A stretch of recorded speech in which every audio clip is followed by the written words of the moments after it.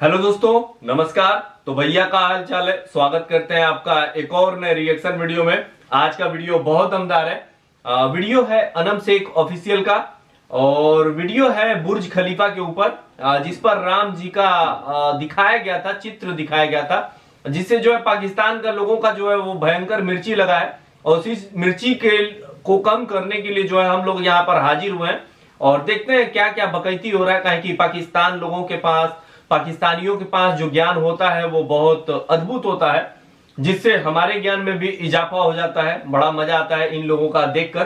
तो देखते हैं पहले वीडियो, उसके बाद जो है हम जो है अपना प्रतिक्रिया देंगे और इन लोगों के तारीफ में कुछ हम कहेंगे। तो पहले वीडियो को देख लेते हैं। तो वीडियो करते हैं स्टार्ट।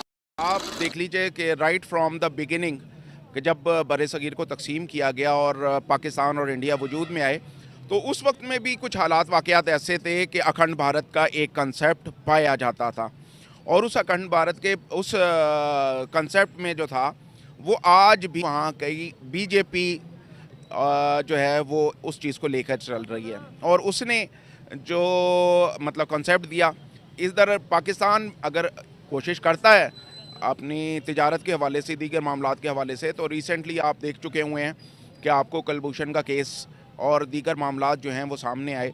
और वो बेसिकली इसी वजह से सामने आ रहे हैं कि आपको अगर बलूचिस्तान का एरिया देखते हैं या उससे जुड़ा हुआ अफ़गानिस्तान वाली साइड से उन्होंने जिस तरह से इन्फिल्ट्रेशन की, तो ये इस अंदाज से करते रहे हैं कि ये एक दूसरे पर ट्रस्ट जो है ना वो बिल्डअप करना बहुत मुश्किल है।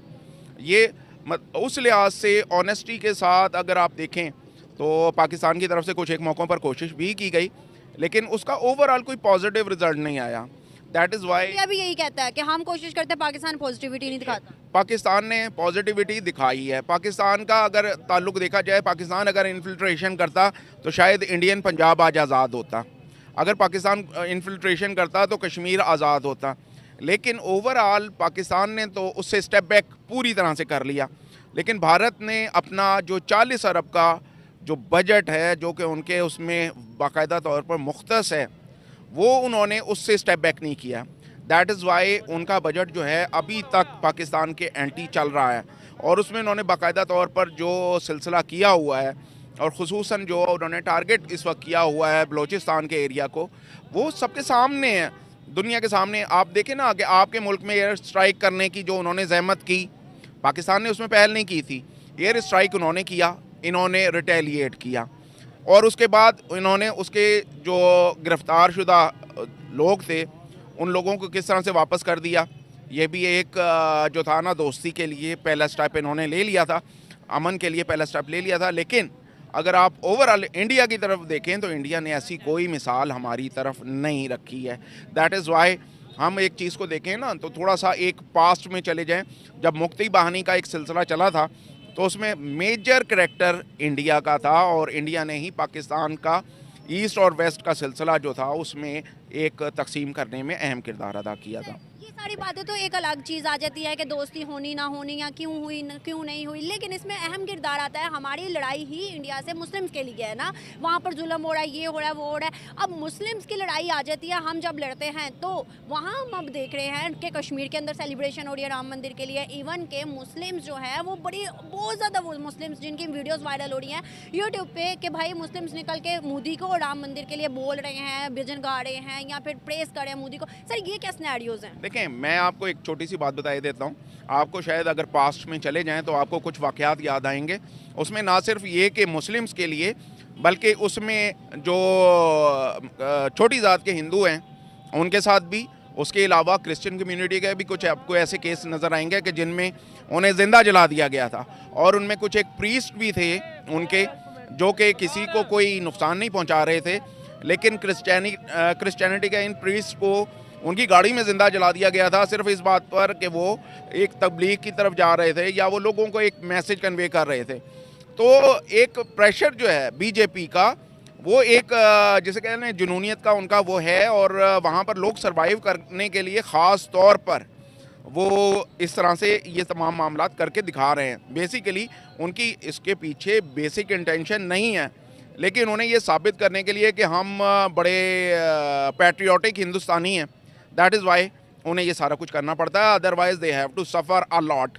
और आपके सामने की एक ज़िंदा मिसाल होगी कि आपने पता नहीं वो नोटिस किया या नहीं, लेकिन मैंने क्रिकेट मैच के दौरान में जब उनके फास्ट बॉलर मुस्लिम बॉलर शामी को देखा और वो 5 विकेट ले चुका हुआ था and he was about to just कि वो सजदा करने वाला था, तो उसे जो था कंधे पे हाथ रख के बाकायदा तौर पर रोक दिया गया था कि नहीं भैया आपने ग्राउंड में ये सजदे वाला प्रैक्टिस जो है ना वो नहीं करके दिखाना। ये बात सोशल मीडिया पे बहुत वायरल हुई थी और एक पाकिस्तानी ने बोला था, तो इस पर जो मोहम्मद शमी है इंडियन बॉलर, उन्होंने खुद बयान दिया था, शायद आपने वो नहीं देखा, वो बयान उनका बहुत ज़्यादा वायरल हुआ। उन्होंने कहा कि भाई मुझे क्या ज़रूरत है कि भाई मैं सजदा करना चाहता तो मैं करूँगा, नहीं करना चाहता तो मैं नहीं करूँगा। मुझे अगर मुसलमान होते हुए इस क्रिकेट टीम में रखा गया है, अगर मैं खेल सकता हूँ तो मैं सजदा भी कर सकता हूँ। ये बयान उनका खुद का बोला, अभी मैं आपको दिखा भी सकती हूँ। तो सर ये क्या है फिर? देखिए मैं आपको ये तो एक छोटी सी बात है ना कि उन्होंने ऐसा कह दिया, लेकिन ओवरऑल उस वक्त की दुनिया ने एक उसकी इंटेंशन देखी थी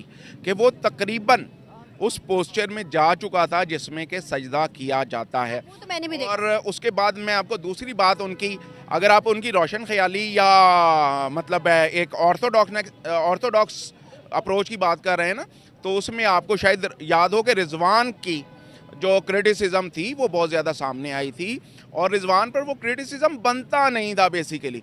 अगर ग्राउंड में कोई क्रिश्चियनिटी से रिलेटेड पर्सन है और वो एक सलीब का निशान बना के कोई अल्लाह ताला का वो शुक्र अदा कर रहा है या कोई और जो है वो समाप्त हो गया। अब देखिए भाई, पाकिस्तान के चचा थे, टाई बेल्ट लगा कर आए थे, लेकिन इनके पास जो दिमाग था वो दिमाग घर पे छोड़ के आए थे, या फिर पत्नी से झगड़ा हो गया होगा, मारपीट हो गया होगा, तो सारा गुस्सा जो है वो भारतीय पे निकाल दिए। सबसे पहले बोले हैं चचा कि इंडिया पाकिस्तान बड़े सगीर में वजूद में आए। हम तो सोच के दंग हो गए कि भैया भारत और पाकिस्तान ई वजूद में कब आया?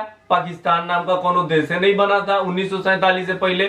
लेकिन चाचा को बचपन से ही सिखा दिया गया है कि भारत और पाकिस्तान संगे आजाद हुआ, एक साथ आजाद हुआ। गजब चाचा का ज्ञान है।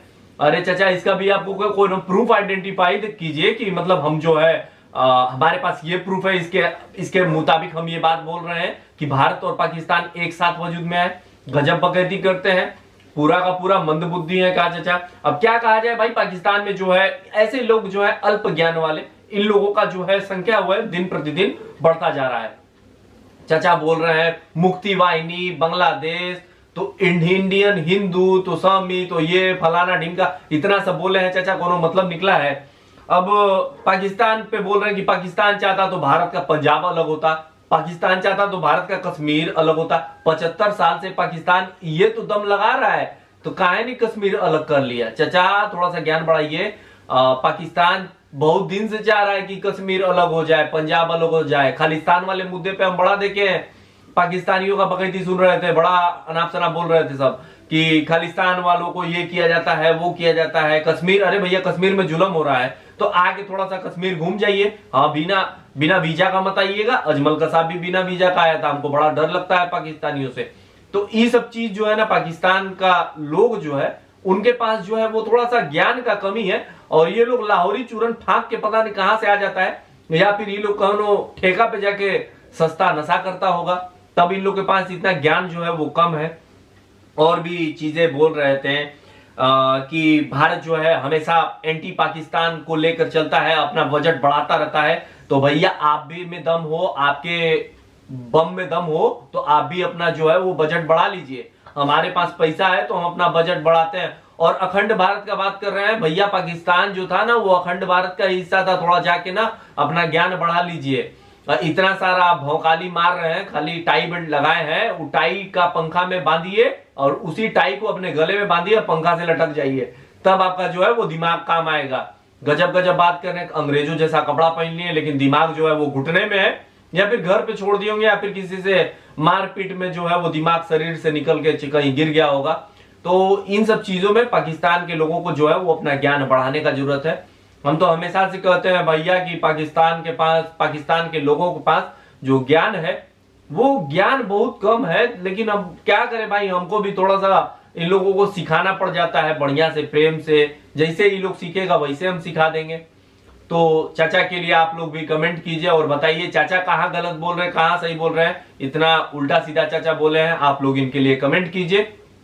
और आपको हमारा ये वीडियो अच्छा लगे और हमारे ये रिलाई का तरीका अच्छा लगे तो अपने दोस्तों मित्रों के साथ भी भाई वीडियो फैला दीजिए। काहे कि बड़ा चाचा, अब चाचा हमारा वीडियो देखेंगे तो बड़ा हमको वो करेंगे, सरापुर आप देंगे, आप जानते ही हैं। और वीडियो था अनम शेख का, वीडियो का लिंक मिलेगा डिस्क्रिप्शन में। इंस्टाग्राम पर चाहें तो फॉलो कर सकते हैं। तो मिलते हैं अगले वीडियो में किसी और नए रिएक्शन के साथ, तब तक के लिए जय हिंद, वंदे मातरम।